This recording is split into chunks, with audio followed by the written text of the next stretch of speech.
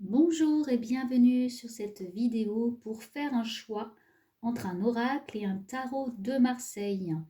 Vous êtes bienvenue sur cette chaîne Kelly Guidance Intuitive. Je m'appelle Kelly, je suis cartomancienne, médium, également hypnothérapeute et coach tarot.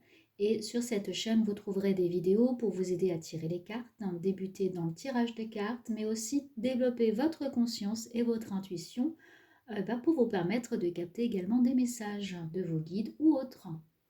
Alors, concernant le choix entre un oracle et un tarot, je vais vous expliquer un petit peu la différence entre les deux. Après, tout va être quand même une question d'intuition, mais aussi savoir comment vous voulez aborder les cartes. On va commencer par le tarot. Le plus ancien, alors ça, ce n'est pas forcément la version la plus ancienne. Le tarot est arrivé avant, bien sûr, les oracles. C'est un tarot qui date de la Renaissance. On ne sait pas exactement la date de sortie du tarot de Marseille. Au départ, c'était peut-être même un simple jeu de cartes, mais qui a donné petit à petit une façon de donner une vision des choses, puisqu'il y a un vrai parcours sur le tarot de Marseille. Et puis, les voyantes à l'époque l'utilisaient de façon plus détournée que de le faire simplement dans la ligne de la main.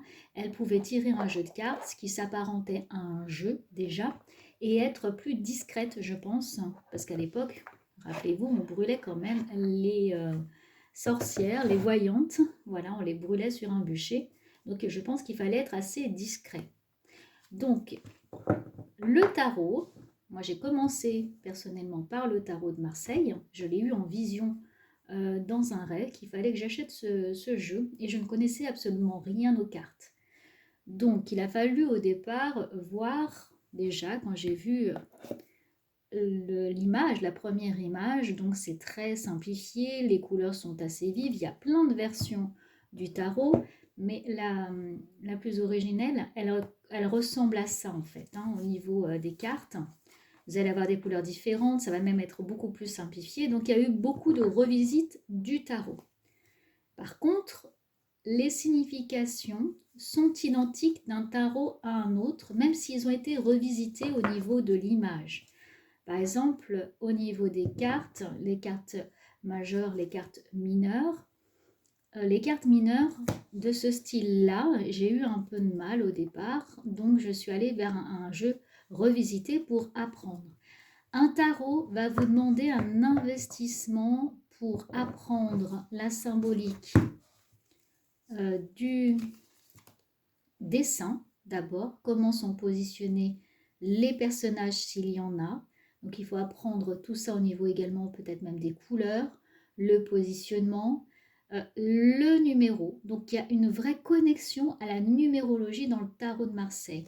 Et puis il y a une évolution entre la carte numéro 1, bon mes cartes ne sont pas forcément dans le bon sens parce que je les utilise tous les jours, les cartes numéro 1, 2, 3, 4, etc. jusqu'au 22, et des cartes, donc c'est les cartes majeures, et des cartes mineures qui viennent apporter un complément d'information. Même dans l'histoire, on dit que les cartes mineures sont arrivées après, et c'est bien au départ les cartes majeures qui étaient là, et ça s'est affiné avec le temps. Donc, pour commencer avec le tarot, vous n'aurez pas le choix que d'apprendre la numérologie des cartes et d'apprendre leur signification. Vous avez un ensemble de supports, de cours pour apprendre. Le petit livret que je n'ai plus est simplifié. Il faudra quand même aller à la recherche et comprendre toute cette histoire, toute cette évolution et le parcours. Sur la chaîne, vous trouverez quelques vidéos, bien sûr. Donc, le tarot vous donne une connexion au numéro, ce qui est quand même assez fort, qui va vous servir pour donner des symboles. Par exemple, le 1, la première carte. Le 1 est toujours apparenté au début, le commencement, le 1, le premier pas, voilà la première chose. Donc dans votre tirage, ça apporte le numéro, une information importante à transmettre. Donc vous êtes connecté autant au personnage qu'au numéro, que également la symbolique du dessin. Donc comme c'est assez ancien, à chaque fois que vous vous connectez de toute façon à un jeu, vous êtes connecté à un égrégore. Je vous mettrai aussi les liens pour comprendre ce que c'est qu'un égrégore. En expliquant rapidement, c'est comme si vous aviez un groupe de pensées. Et vous allez vous connecter à cette énergie, donc très ancienne au niveau du tarot de Marseille.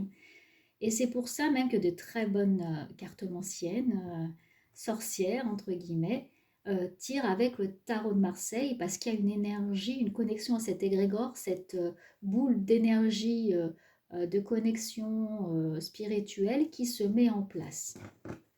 Après, vous allez avoir des revisites, c'est-à-dire que la base restera toujours pareille.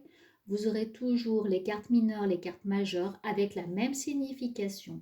Par contre, des personnes ont voulu s'approprier le jeu en mettant des dessins différents. Par exemple, là, le Damien Moon Tarot, ici, qui est assez particulier, hein, qui est quand même assez sombre au départ, donne une dimension spirituelle aussi, une dimension plus psychologique, alors que la symbolique, toujours de base hein, des cartes, elle reste identique. Le battleur sera pareil dans ce tarot-là, ou le tarot plus ancien au niveau de la signification. Par contre, vous allez pouvoir vous connecter à l'énergie de la personne qui a revisité le tarot de Marseille et d'avoir un plus ou un moins, enfin je dirais, voilà, avoir une connexion particulière à cette personne et peut-être avoir des énergies, des symboles différents avec cette revisite. Parce que bien sûr, la personne a laissé sa patte, entre guillemets, elle vient donner son interprétation et sa couleur. Donc là, c'est plus récent, c'est plus moderne. Et il y a aussi des ajouts personnels de l'auteur dans ces cartes. Alors j'essaie de vous trouver le battleur pour vous montrer la différence entre les deux. Alors le battleur qui, le numéro 1, hop, il est là. Voyez le magicien. Déjà, il a changé de nom, c'est-à-dire que là, il s'appelle le battleur et là, c'est le magicien. Ensuite, je vais retrouver la carte du battleur ici. Ici. Le code est différent au niveau des couleurs. Déjà là, il ne regarde pas dans le même sens. Dans le tarot de Marseille, même le sens de la tête, des bras, si le personnage est debout ou assis, a une signification. Et ça, il faut être sensible dans le battleur, dans le tarot de Marseille, à toute cette codification. Si par exemple, le haut, c'est le côté spirituel, en bas, c'est le côté matériel. Par exemple, s'il touche en haut, s'il y a une connexion, une ouverture, il va être connecté au spirituel. Et des fois, dans des cartes, ce n'est pas du tout le cas. Le personnage ne touche pas du tout le haut et il n'y a pas cette connexion spirituelle. Vous voyez, même l'ordre, le sens de la carte a une signification. Là, dans la revisite, on passe vraiment dans autre chose. C'est une autre atmosphère. Mais quand on a commencé par le tarot ancien, on a cette référence à toute cette symbolique numérologique, à cette signification de carte. Donc je vous invite quand même, si vous voulez passer par le tarot, à aller voir le tarot de base et à l'apprendre. Vous n'aurez pas d'autre choix que de passer par un apprentissage, mais qui après vous apporte beaucoup d'éléments et qui donne une autre dimension à votre façon de tirer les cartes, parce que vous êtes sensible à votre intuition, mais aussi à comment sont placés tous ces symboles et vous les utilisez. Voilà, donc voilà pour la revisite, voilà pour le tarot classique. Concernant un oracle, donc un oracle, en général, donc là je vous ai mis plusieurs exemples, c'est déjà créé par différents auteurs, donc c'est plus récent. Vous n'avez pas forcément besoin d'avoir un support parce que les photos, les dessins, les images vont être assez présents. Dans un oracle, vous avez vraiment la place à toute votre intuition. Par exemple, dans le normand, alors bien sûr, il y a des significations. Vous allez avoir le livret de la personne qui a voulu transmettre un message par rapport à ces cartes. Mais après, je dirais, vous avez plus l'ouverture à votre sensibilité.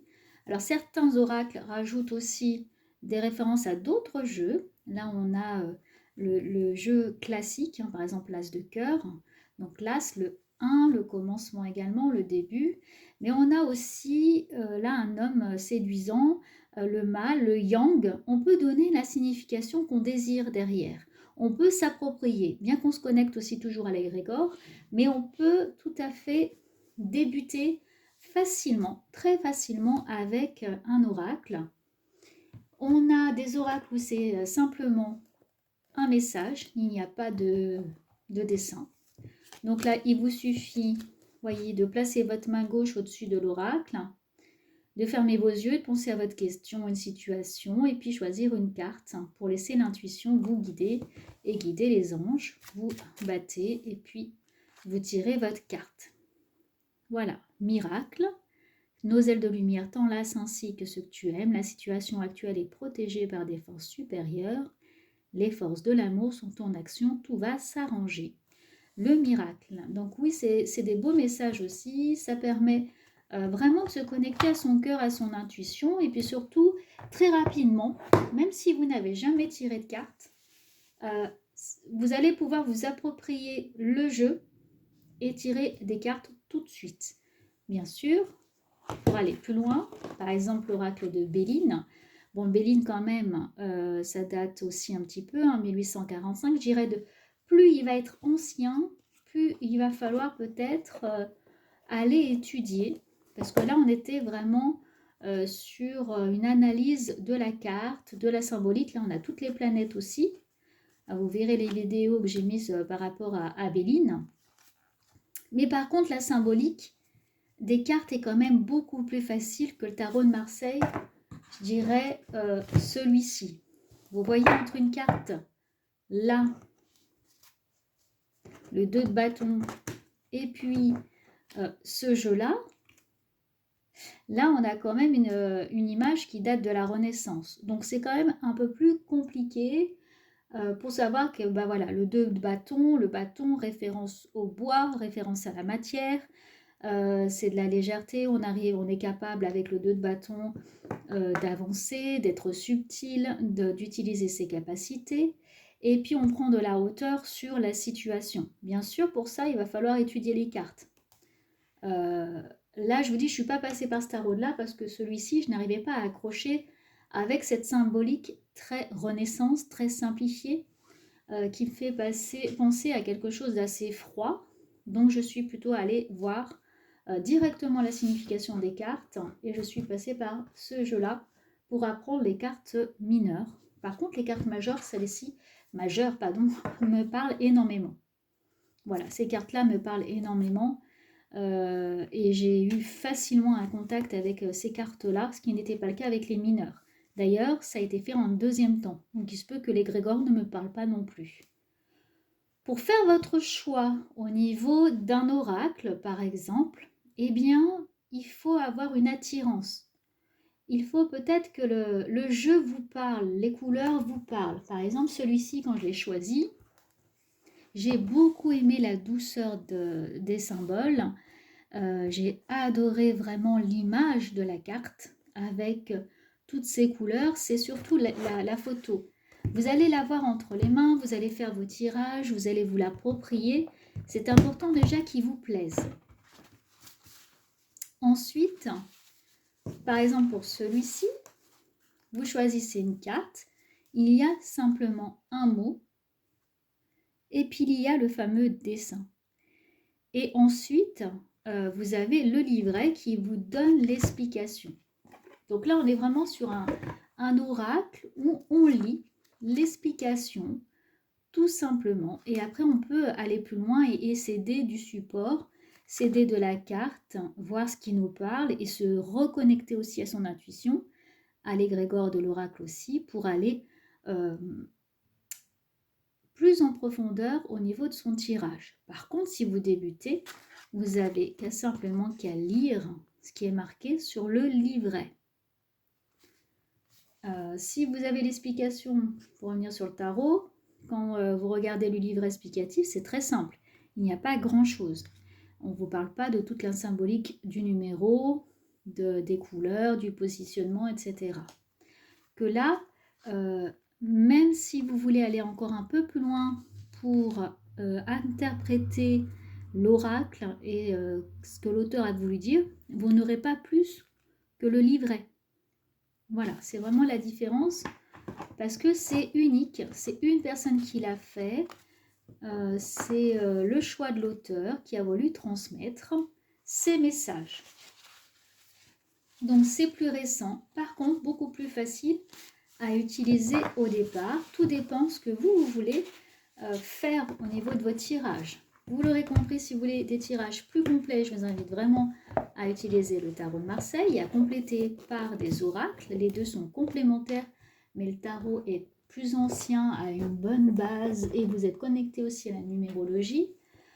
Par contre, les oracles offrent beaucoup de choses. Moi, il est extrêmement précis. Par exemple, le Béline, j'ai l'oracle G aussi que j'utilise, très facile à prendre en main. Là, il n'y a pas d'indication sur les cartes, il y a deux sens, dans ce sens-là, dans ce sens-là. Il faut étudier quand même ici, il faut aller étudier l'oracle G, les premières impressions, ce qu'elles veulent dire. Et après, vous pouvez commencer vos tirages. Donc, vous voyez, trois choses. Soit vous lisez simplement un message avec un oracle qui est transmis. Donc là, c'est simplement des écrits, pas de dessin.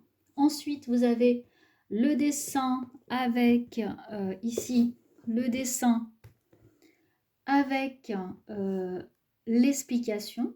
Donc, vous vous appuyez sur le livret et puis vous allez voir également le dessin.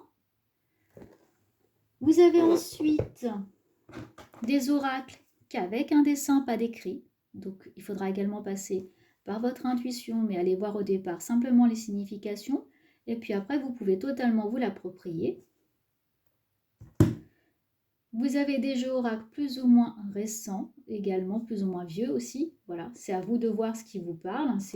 Au départ, il faut être attiré par un élément, attiré par peut-être les dessins qui sont mis en avant, le sujet, vous pouvez avoir sur les chats, sur les sorcières, sur plein de choses.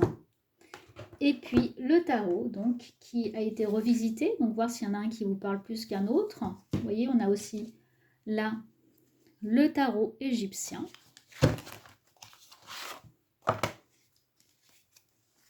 Ici.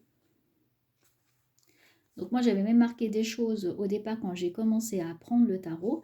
J'ai marqué des choses au niveau des cartes parce que même là, la signification était très simplifiée.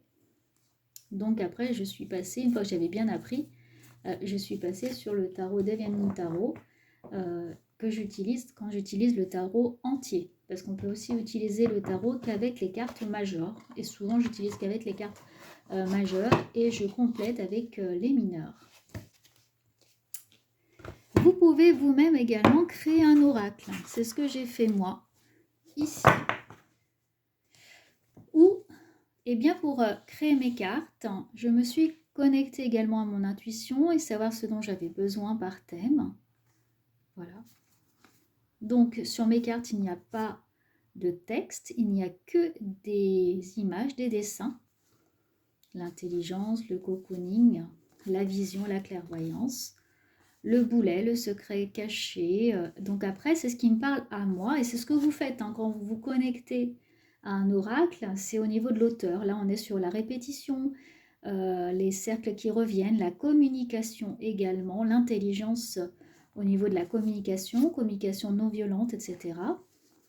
Là, on a la reconstruction, le fait de se perdre, d'être comme en burn-out, en dépression, se sentir complètement déconnecté de la réalité. Cette personne qui part en miettes, en puzzle, est totalement déconnectée de ses émotions, de ses ressentis, dans la tristesse. Voilà. Vous voyez, il y a plein de choses qui passent rien qu'avec le dessin. Et j'ai tout en tête, mais si je devrais faire un livret, c'est ce que je noterais également. Les impressions par rapport à tous ces mots-là. Voilà, j'espère que cette vidéo vous apporte des compléments, des idées pour vous-même vous procurer soit un tarot, soit un oracle. N'hésitez pas à mettre un commentaire pour me dire ce que vous en avez pensé, si vous avez déjà vous fait votre choix, comment vous l'utilisez. Moi, je combine les deux. Je pars du tarot de Marseille ou d'un oracle et j'aime bien compléter parce que je vais trouver dans certains jeux des éléments que je n'ai pas dans l'autre et après, je me connecte à mon intuition également. Merci à vous pour votre écoute. N'hésitez pas à vous abonner, liker, partager. Prenez grand soin de vous et je vous retrouve très vite.